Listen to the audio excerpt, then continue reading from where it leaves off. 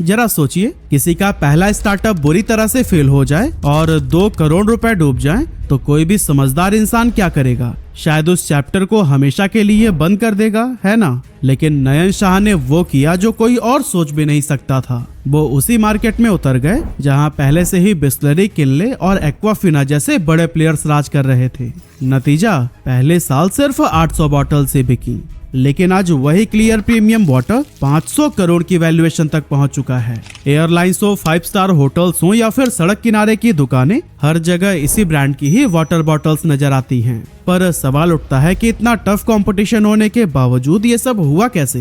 Company ने ऐसी कौन सी स्ट्रैटेजीज अपनाई कि हर जगह इस ब्रांड ने अपनी पकड़ बना ली? और पैंडेमिक के दौरान ऐसा क्या गलत कदम उठाया कि कंपनी ऑलमोस्ट जीरो पर भी पहुंच चुकी थी? चलिए पूरी स्टोरी को हम डिटेल में जानते हैं। तो दोस्तों, इस कहानी की शुरुआत होती है एक बहुत बड़ी गलती से।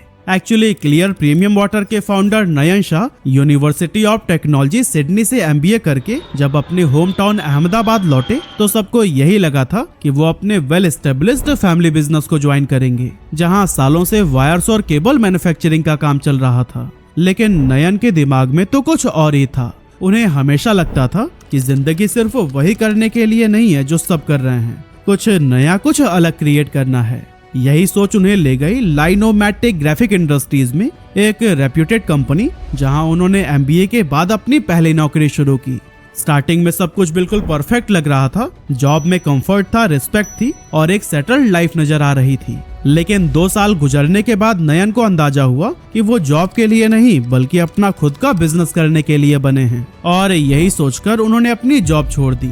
इसके बाद जब उन्होंने मार्केट को ध्यान से ऑब्जर्व किया तो एक इंटरेस्टिंग पैटर्न सामने आया कि इंडिया की बेवरेज इंडस्ट्री तेजी से ग्रो कर रही थी। पेप्सिको और कोका कोला जैसे प्लेयर्स की वजह से सॉफ्ट ड्रिंक में कंपटीशन बहुत हाई था, लेकिन एक जगह अभी भी खाली थी, एनर्जी ड्रिंक्स का मार्केट। उस टाइम एनर्जी ड्रिंक्स बाहर के देशों में तो खूब बिकती थी, लेकिन ये कल्चर इंडिया में उतना पॉपुलर नहीं हुआ था और इसीलिए कंपटीशन भी काफी कम था। ऐसे में नयन को लगा कि ये उनके लिए एक गोल्डन अपॉर्चुनिटी है, क्योंकि अभी अगर वो इस सेगमेंट में एंटर कर गए तो फ्यूचर में बड़ी ग्रोथ हासिल हो सकती है। यही सोचकर उन्होंने 2005 में अपने एक्स बॉस के साथ मिलकर करीब 2 करोड़ रुपए लगाए और एनर्जी बेवरेजेस प्राइवेट लिमिटेड नाम से एक कंपनी बनाई। इसके बाद उन्होंने लॉन्च की अपनी पहली एनर्जी ड्रिंक, जिसका नाम रखा गया करंट। और हाँ, इंटरेस्टिंग बात यह थी कि एनर्जी ड्रिंक सेगमेंट में कदम रखने वाली ये इंडिया की पहली कंपनी बन गई। इस प्रोडक्ट की स्ट्रैटेजी नयन ने बहुत सोच समझकर बनाई थी, जैसे कि फॉर्मुलेशन जर्मनी से कराया गया ताकि क्वालिटी इंटरनेशनल लेवल की हो और मैन्युफैक्चरिंग मलेशिया में हुई थी। नयन चाहते थे कि उनका प्रोडक्ट एकदम प्रीमियम फील दे। इस तरह से शुरुआत शानदार रही। मार्केट में एनर्जी ड्रिंक का कॉन्सेप्ट नया था, इसीलिए करंट ने काफी हाइप भी क्रिएट किया और जल्द ही इसने एक अलग आइडेंटिटी बना ली। इसका असर यह हुआ कि 2007 तक कंपनी का एनुअल बिजनेस 3.2 करोड़ रुपए रहा, जो किसी भी नए एंटरप्रेन्योर के लिए एक बड़ी अचीवमेंट थी। नयन को लग रहा था कि अब उनकी मेहनत रंग ला रही है, क्योंकि प्रॉफिट था और मार्केट में उनके प्रोडक्ट की डिमांड भी काफी तेजी से बढ़ रही थी। लेकिन दोस्तों, बिजनेस की दुनिया अनप्रेडिक्टेबल होती है, कब ट्रेंड बदल जाए पता ही नहीं चलता, और करंट के साथ भी कुछ ऐसा ही हुआ। शुरुआती 2 सालों में प्रोडक्ट को लेकर जो क्रेज था वो धीरे धीरे खत्म होने लगा, और इसके पीछे बेसिकली 2 रीजंस थे। पहली वजह ये थी कि करंट को लोग रोजमर्रा की जरूरत वाला प्रोडक्ट नहीं मानते थे, बल्कि ये एक लाइफस्टाइल प्रोडक्ट बनकर रह गया था। और लाइफस्टाइल प्रोडक्ट्स की प्रॉब्लम यही होती है कि लोग इन्हें कभी कभी खरीदते हैं, रोज नहीं। इसीलिए करंट के पास रिपीटेड कस्टमर्स बहुत कम थे। दूसरी वजह ये थी कि करंट एक प्रीमियम एनर्जी ड्रिंक थी जिसकी कीमत थी 75 रुपए पर कैन। अब हम सभी को पता है कि इंडियन कस्टमर्स प्राइस सेंसिटिव होते हैं, इसीलिए 10-20 रुपए में अपनी पसंदीदा चाय कॉफी पीने वाले लोगों को नयन एनर्जी ड्रिंक पीने की आदत नहीं लगा पाए। इसका असर ये हुआ कि 2009 आते आते कंपनी की सेल्स इतनी ज्यादा गिर गई थी कि इसका एनुअल रेवेन्यू सिर्फ 60 लाख रुपए रह गया। ऊपर से अब उन्हें रेडबुल जैसे ग्लोबल जायंट से भी टक्कर मिलने लगी थी, इसीलिए उन्होंने इस वॉर में शामिल होने से बेहतर क्विट करना ही समझा। पर दोस्तों, सवाल ये था कि अब आगे क्या करें। इसके लिए नयन के सामने 2 रास्ते थे कि या तो वो फिर से कॉर्पोरेट जॉब ज्वाइन करके सिक्योर हो जाएं, या फिर रिस्क लेकर नई अपॉर्चुनिटी की तलाश करें, जिसमें से नयन ने दोबारा रिस्क लेने को ही चुना। लेकिन इस बार एनर्जी ड्रिंक की जगह उन्होंने पानी बेचने का मन बनाया। पर सवाल था कि पानी ही क्यों? एक्चुअली इसका जवाब उनके पुराने बिजनेस फेलियर से ही मिलता है।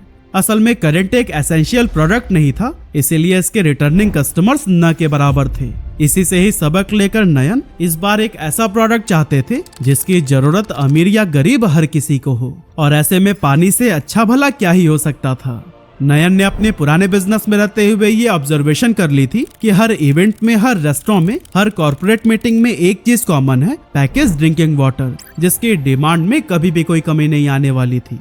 हाँ, मार्केट में पहले से ही बिस्लरी, किनले, किंगफिशर और एक्वाफिना जैसे बड़े नाम मौजूद थे, लेकिन ये सारे ब्रांड्स ज्यादातर अफोर्डेबल वाटर बॉटल्स के लिए जाने जाते थे, जबकि प्रीमियम वाटर का एक साफ सुथरा सेगमेंट अब भी खाली पड़ा हुआ था। और इसीलिए नयन ने डिसाइड किया कि वो यहीं से अपना गेम शुरू करेंगे, क्योंकि कॉर्पोरेट इवेंट्स और हॉस्पिटैलिटी इंडस्ट्री को प्रीमियम क्वालिटी वाटर चाहिए था जो कि क्लास और ब्रांड वैल्यू दोनों दे सके।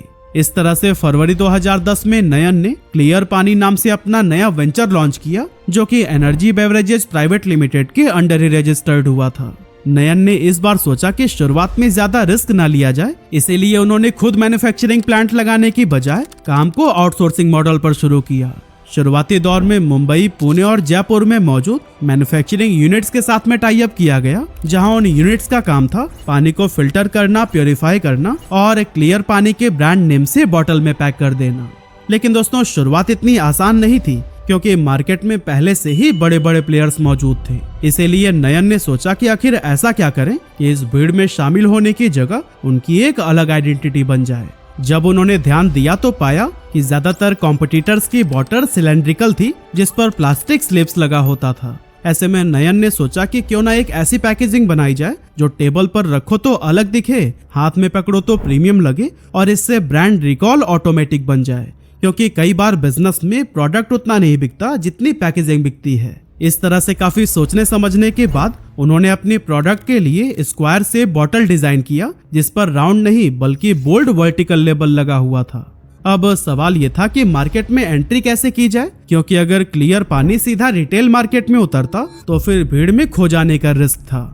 इस प्रॉब्लम से निपटने के लिए नयन ने एक स्मार्ट स्ट्रैटेजी बनाई कि वो टॉप टू बॉटम अप्रोच करेंगे, मतलब पहले प्रीमियम सेगमेंट को कैप्चर करेंगे और फिर धीरे धीरे मास मार्केट में पहुंचेंगे। इसके लिए सबसे पहले उन्होंने गुजरात के फेमस होटल चैन्स में से एक द ग्रैंड भगवती को टारगेट किया। बेसिकली ये होटल अपने लग्जरी और हाई क्लास क्लाइंट्स के लिए जाना जाता था। कंपनी ने द ग्रैंड भगवती को क्लियर पानी की 200 ml की अपनी यूनिक स्क्वायर बॉटल दिखाई, जो मार्केट में अवेलेबल बाकी बॉटल से बिल्कुल अलग थी। ये दिखने में स्लीक, स्टाइलिश और प्रीमियम थी, इसीलिए जल्द ही होटल मैनेजमेंट इससे इम्प्रेस हो गया। असल में होटल वालों के लिए ये सिर्फ एक पानी नहीं बल्कि एक स्टाइल स्टेटमेंट था, जो उनकी टेबल सेटिंग को एनहेंस करता था, और इसी यूनिकनेस के चलते ही तुरंत ये डील पक्की हो गई। हालांकि इसके बावजूद भी पहला साल कंपनी के लिए काफी मुश्किल रहा, क्योंकि 2010 में इसने सिर्फ 800 बॉटल्स ही बेची थी। लेकिन दोस्तों, आगे चलकर क्लियर पानी के अगले मूव ने ही कंपनी का पूरा गेम बदल कर रख दिया।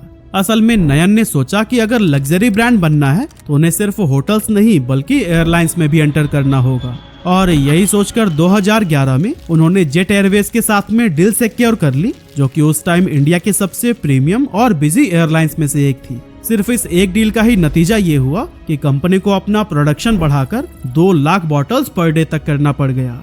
जेट एयरवेज के बाद से क्लियर ने एयर इंडिया के साथ भी डील फाइनल की, और यहीं से उसका नाम लग्जरी हॉस्पिटैलिटी सेक्टर में गूंजने लगा।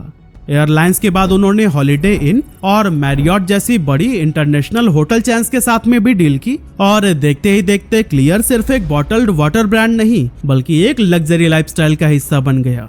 डिमांड अब काफी तेजी से बढ़ रही थी, और नयन भी जानते थे कि स्केल करने के लिए खुद का इंफ्रास्ट्रक्चर होना बहुत जरूरी है। इसीलिए 2015 में उन्होंने अहमदाबाद में अपना पहला मैन्युफैक्चरिंग प्लांट सेटअप किया, और फिर 2018 में सूरत के अंदर दूसरा प्लांट भी तैयार हो गया। प्रोडक्शन कैपेसिटी का ग्राफ अब रॉकेट की तरह ऊपर जा रहा था, क्योंकि शुरुआत में जहां सिर्फ 2 लाख बॉटल्स पर डे बन रही थी, वही 2018 तक ये बढ़कर 7 लाख बॉटल्स पर डे तक पहुंच गई थी। ये ग्रोथ सिर्फ नंबर्स नहीं थी, ये प्रूफ था कि मार्केट ने क्लियर पानी को पूरी तरह से एक्सेप्ट कर लिया है। क्योंकि फाइनेंशियल ईयर 2019 में कंपनी ने 50 करोड़ रुपए का टर्नओवर हासिल किया था, जो अगले ही साल यानी फाइनेंशियल ईयर 2020 में बढ़कर 61 करोड़ रुपए तक पहुंच गया। अब दोस्तों अभी तक तो सब कुछ बहुत अच्छा चल रहा था, एक्सपेंशन हो रहा था, ग्रोथ के ग्राफ्स भी ऊपर जा रहे थे और ऐसा लग रहा था कि अब इस कंपनी को कोई नहीं रोक सकता। लेकिन फिर आया वो दौर जिसने न सिर्फ क्लियर पानी को बल्कि पूरी दुनिया को हिला दिया। जी हाँ, हम बात कर रहे हैं कोविड-19 पैंडेमिक की। इस ग्लोबल क्राइसिस ने क्लियर के बिजनेस मॉडल को पूरी तरह से बदल कर रख दिया। क्लियर पानी का लगभग 90% रेवेन्यू होरेका सेगमेंट से आता था, यानी होटल्स, रेस्टोरेंट और कैटरिंग से। लेकिन जैसे ही लॉकडाउन लगा, होटल्स बंद हो गए, रेस्टोरेंट के शटर्स पर ताले लग गए और कैटरिंग सर्विस भी पूरी तरह से ठप हो गई। नतीजा, क्लियर पानी का बिजनेस लिटरली जीरो पर आ गया था और फाइनेंशियल ईयर 2021 आते आते कंपनी की हालत इतनी ज्यादा खराब हो गई थी कि इसका टर्नओवर गिरकर सिर्फ 43 करोड़ रुपए आ चुका था। साथ ही पहली बार कंपनी को 3.5 करोड़ रुपए का लॉस भी झेलना पड़ा। और दोस्तों ये सिर्फ एक फाइनेंशियल लॉस नहीं था, बल्कि नयन के लिए एक बहुत बड़ा मेंटल प्रेशर भी था। हाल ये हो गया था कि कई महीनों तक वो बिल्कुल शॉक में थे, समझ ही नहीं आ रहा था कि आगे किया क्या जाए। लेकिन इसके बावजूद नयन ने खुद को संभाला और इंडस्ट्री के लोगों से बातचीत करनी शुरू की।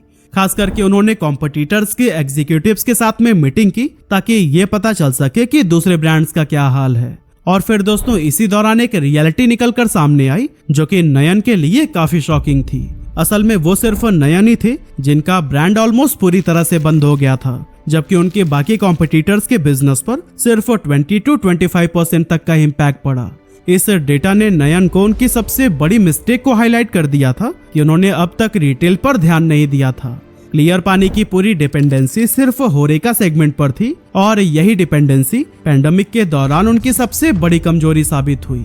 अब यहाँ से नयन के माइंड में एक नया प्लान तैयार होने लगा कि आखिर रिटेल में एंट्री कैसे लें, क्योंकि हर स्टेट में नया प्लांट लगाना न सिर्फ महंगा बल्कि टाइम कंज्यूमिंग भी था।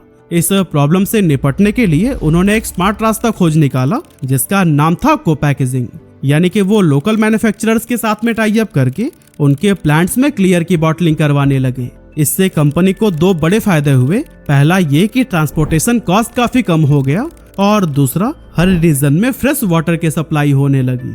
इस स्टेप के बाद नयन ने रिटेल मार्केट में एग्रेसिवली काम किया और सिर्फ पिछले 1.5 सालों में ही उन्होंने 11,160 रिटेल आउटलेट्स के साथ में पार्टनरशिप कर ली।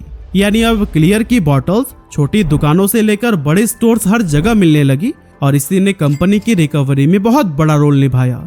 लेकिन दोस्तों असली ट्रांसफॉर्मेशन 2023 में आया था, जब क्लियर ने एक गेम चेंजिंग डिसीजन लिया कि ऋतिक रोशन को ब्रांड एम्बेसडर बनाया जाए। ऋतिक की फिट, स्टाइलिश और क्लासी पर्सनालिटी ने क्लियर के ब्रांड वाइब को परफेक्टली कॉम्प्लीमेंट किया, जिस वजह से जो भी कैंपेन्स और एड्स लॉन्च हुए उसने क्लियर को एक नए लेवल पर पहुंचा दिया। लेकिन दोस्तों क्लियर की एम्बिशन यहीं पर खत्म नहीं हुई, बल्कि इसी साल कंपनी ने स्ट्रॉन्ग स्टेप लेते हुए NU by क्लियर नाम से natural mineral water brand launch किया, जिसके पानी को डायरेक्टली हिमालय से सोर्स किया जाता है। हालांकि कंपनी ये भी जानती थी कि सिर्फ एक प्रोडक्ट के दम पर वो प्रीमियम नेचुरल वाटर सेगमेंट में अपनी मजबूत पहचान नहीं बना सकती, क्योंकि ये सेगमेंट कई कैटेगरीज में बटा हुआ है। इसीलिए क्लियर ने डाइवर्सिफिकेशन का रास्ता चुना और Pune based brand Keljai secrets को एक्वायर कर लिया। Actually Keljai volcanic natural mineral water बेचता है, एक ऐसा पानी जो ज्वालामुखी चट्टानों से फिल्टर होकर नेचुरली मिनरल रिच बनता है। इस ब्रांड के एक्विजिशन ने क्लियर को प्रीमियम वाटर सेगमेंट में एक स्ट्रॉन्ग पोजीशन दे दी। इस तरह से फाइनेंशियल ईयर 2023 क्लियर के लिए सिर्फ एक सक्सेसफुल ईयर नहीं था, बल्कि कंपनी ने 300 करोड़ रुपए का रेवेन्यू भी टच कर लिया था। और इसी सफलता को ही देखते हुए मार्च 2024 में इंडिया की leading investment banking firm JM financial ने क्लियर में 45 करोड़ रुपए का स्ट्रेटेजिक इन्वेस्टमेंट किया। इस इन्वेस्टमेंट ने कंपनी की ग्रोथ को और भी तेज कर दी और इसी साल उसने सोडा कैटेगरी में भी कदम रख दिया ताकि वो अपना प्रोडक्ट पोर्टफोलियो और भी बढ़ा सके। और दोस्तों क्लियर प्रीमियम वाटर ने सिर्फ बिजनेस ग्रोथ पर नहीं बल्कि प्लांट्स की केयर पर भी ध्यान दिया, क्योंकि बॉटल्ड वाटर इंडस्ट्री का सबसे बड़ा आरोप है प्लास्टिक पोल्यूशन। इसीलिए क्लियर ने स्मार्ट पैकेजिंग लाई, जैसे स्क्वायर बॉटल जिनमें 35 से 40% तक कम प्लास्टिक लगता है। साथ ही इसने लाइट वेट बॉटल्स और रिसाइकलिंग इनिशिएटिव भी शुरू किए, जिससे क्लियर को पहचान मिली एक रिस्पॉन्सिबल और फ्यूचर रेडी ब्रांड की। लेकिन अब अगर बात करें एक्सपेंशन की, तो आज क्लियर के पास 45 मैन्युफैक्चरिंग यूनिट्स हैं और ये रुकने वालों में से नहीं है, बल्कि इस साल के एंड तक इसे बढ़ाकर 55 यूनिट्स करने का प्लान है। इसका सीधा असर प्रोडक्शन पर भी दिखेगा, क्योंकि अभी जहां daily production capacity 50 lakh bottles की है, वहीं एक्सपेंशन के बाद ये बढ़कर 75 लाख बॉटल्स की हो जाएगी। इस तरह से दोस्तों क्लियर प्रीमियम वाटर की कहानी हमें सिखाती है कि सक्सेस हमेशा किसी हाईटेक इन्वेंशन से ही नहीं आती। कभी कभी सबसे सिंपल चीज जैसे पानी भी करोड़ों का बिजनेस एम्पायर खड़ा कर सकती है, अगर आप सही स्ट्रैटेजी, सही ब्रांडिंग और सही विजन लेकर चलते हो तो।